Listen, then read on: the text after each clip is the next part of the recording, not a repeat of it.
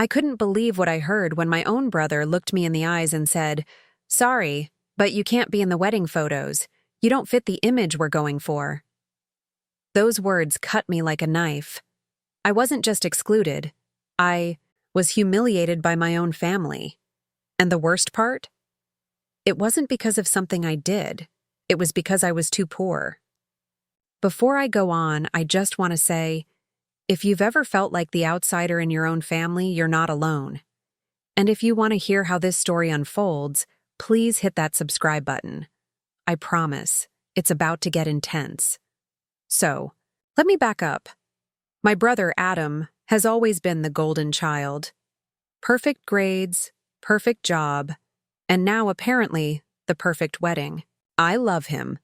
But the way our parents praised him while constantly criticizing me for not trying hard enough created this invisible wall between us. I work 2 jobs just to keep my tiny apartment and make ends meet. I don't drive a fancy car. I don't wear designer clothes. And apparently, that made me unworthy of being seen next to him on his big day. I remember the exact moment. We were standing in his living room, and I was holding the bridesmaid dress his fiancée had picked for me. It wasn't even that expensive. I saved up 3 months just to pay for it. I smiled and said, "I can't wait to stand by you on your wedding day." And that's when Adam cleared his throat and said, "Actually, about that." I frowned. "What do you mean?" He shifted awkwardly, avoiding my eyes. "The photographer has a certain vision, and we don't want anything to look off. You know, appearances matter. It might be better if you sat this one out when it comes to the photos." At first, I laughed because I thought it was some sick joke. But then I noticed his fiancée, Kelly, standing behind him, arms crossed, smirking like she had just won something. My stomach dropped. "You're saying I can't be in the pictures because—" "What?" "I don't make enough money to look the part," I whispered. Kelly jumped in before he could answer. "It's not personal. It's just, these are once-in-a-lifetime photos, and we want them to look polished. No offense." "No offense?" My hands were shaking. "Do you hear yourself? I'm his sister. Family. And you're telling me I'll ruin your perfect little Instagram feed?" Adam sighed, like I was the problem.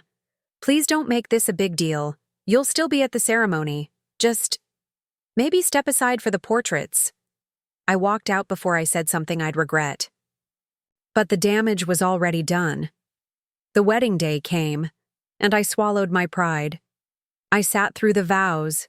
I even clapped during their kiss. But when the photos started, I quietly slipped away. I didn't cry then. I told myself I wouldn't give them the satisfaction. But when I got home, I bawled into my pillow until my face hurt. For months after, Adam barely spoke to me. And honestly, I didn't try either. Why should I? He made it clear where I stood in his perfect world. But then, last week, my phone rang. It was Adam. His voice was shaky, nervous. "Hey, I need to talk to you about something important." I almost hung up, but curiosity got the better of me. "What do you want?" I asked coldly. He hesitated, then blurted it out. "I need $20,000.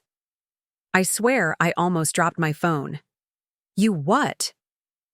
He started rambling about how he and Kelly had made some bad investments, how they were behind on their mortgage, and how the bank was threatening foreclosure. I couldn't help but laugh.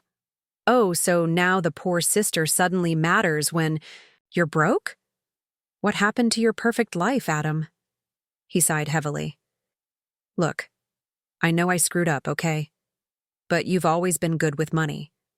You save, you budget. I thought maybe you could help me out this one time." His words made my blood boil.